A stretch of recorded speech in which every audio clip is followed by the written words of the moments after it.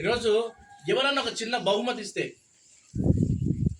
ఒకవేళ మంచి ఉత్తమ రైతు అని సీఎం లేకపోతే రేవంత్ రెడ్డి మనకు బహుమతి ఇచ్చాడు అనుకోండి, మంచి వ్యవసాయదారుడు, మంచి ఉత్తమ రైతు అని ఒక బహుమానం ఇచ్చాడు అనుకోండి, మనం దాన్ని ఎంత జాగ్రత్తగా కాపాడుకుంటాం.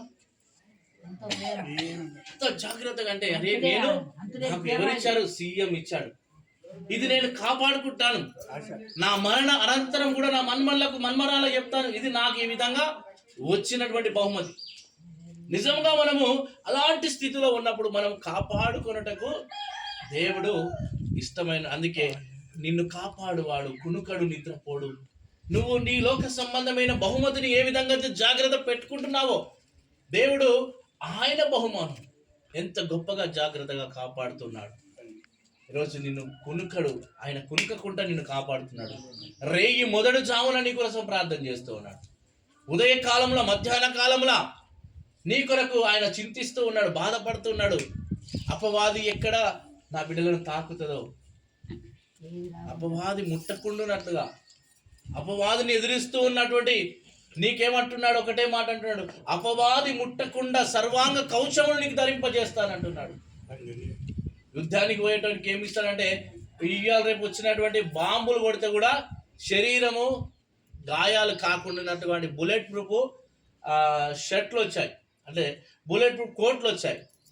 అలా నీకు సాతానుతో పోరాడేటటువంటి శక్తిని దేవుడు సర్వాంగ కవచం, అంటే శరీరం మొత్తానికి ఒక కవచాన్ని దేవుడు ఇవ్వబోతున్నాడు. దేవునికి స్తోత్రం. హల్లెలూయా. మనకు దేవుడు ఒక కవచాన్ని ఇస్తూ ఉన్నాడు, సర్వాంగ కవచము. అంటే నీ అంగానికి మొత్తం, నీ సర్వాంగానికి ఆయన ఒక కవచముగా నిలబడుతూ ఉన్నాడు. నీకు అపవాది కొట్టిన బాణాలు తగులవు, వాడిని ఎదిరించేటటువంటి శక్తి నీ చేతిలోనే పెట్టాడు. కేవలం 2-3 మాటల ప్రార్థన. ప్రభా, నేను ప్రార్థన చేస్తే ఎన్నో వెళ్ళిపోతున్నాయి, నేను ప్రార్థన చేస్తే ఎన్నో వెళ్ళిపోతున్నాయి ప్రభా. ఈరోజు నేను అలాంటి ప్రార్థన పరునిగా నిలబడతాను.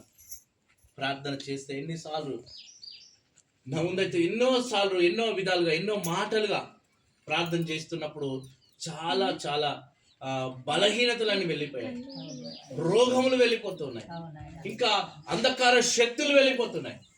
దేవునికి స్తోత్రం. అంధకార శక్తులన్నీ కూడా లయపరచబడుతున్నాయి.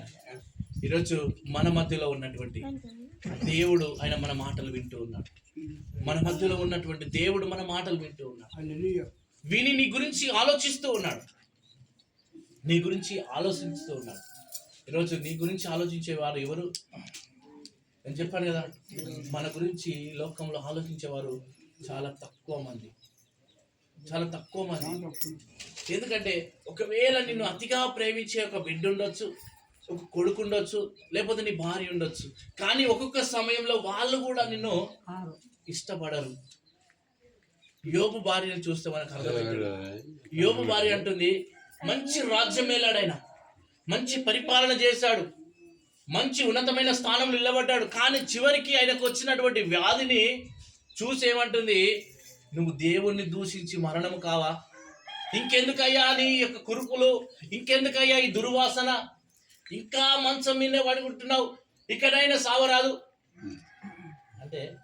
చూడండి, అంటే ఆ ఒక యోబు ఒకప్పుడు రాజ్య కిరీటం వేలాడు, ఒకప్పుడు రాజుగా ఉన్నాడు, ప్రపంచాన్ని వేలాడు, కానీ రోగం వచ్చినప్పుడు తన భార్య కూడా అంటుంది, ఈ రోగాన్ని బట్టి సావరాదయ్యా, దేవుణ్ణి అడుగు, ఇంకెందుకు బతుకుతున్నావు అంటే.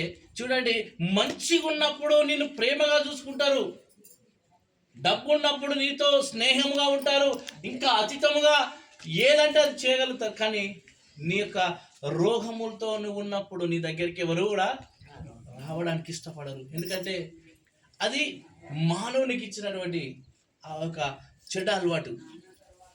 ఈరోజు మన జీవితాల్లో యోబు మంచి ప్రవక్త, అయిన యోబు దేవునికి ఇష్టమైన మనుషుడు. యోబు వంటి యథార్థవంతుడు నాకు లోకం మీద ఎక్కడ కనబడలేదని ఆయనకు సాక్ష్యం చెప్తాడు దేవుడే. కానీ అలాంటి వానికి ఒకరోజు రోగం వస్తే తన భార్యనే వచ్చి నువ్వు మరణం అయిపోవాలంటున్నాడు. తన స్నేహితులు వచ్చి అంటున్నారు, నువ్వు ఏదో తప్పు చేసావు, అందుకే ఈ రోగం వచ్చింది నీకు, ఏదో నువ్వు పొరపాటు చేసావు, దేవునికి పాపం చేసావు, అందుకే ఇదొక శిక్ష నువ్వు అనుభవిస్తున్నావు అని స్నేహితులు 3 వచ్చి అంటున్నారు. ఈరోజు కూడా మనం కూడా అంటారు, మంచి బిజినెస్ పెడితే లాభపడితేనేమో నీ చుట్టూ ఉండి మావాడు మస్తు కష్టపడ్డాడు, మస్తు బిజినెస్ పెద్దగా అయింది అంటారు.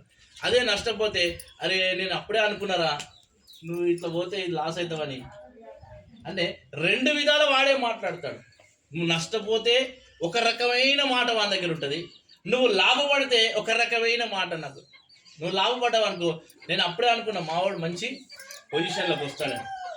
అంటే స్నేహితులు కూడా మరి అలాంటి స్థితిలోనే ఉన్నారు. నిన్ను ఎవరయ్యా కాపాడుతున్నారంటే నిన్ను కాపాడువాడు కునుకడు నిద్రపోకుండా నిన్ను కాస్తూ ఉన్నాడు. హల్లెలూయా. అందుని బట్టి దేవునికి స్తోత్రం కలుగును గాక.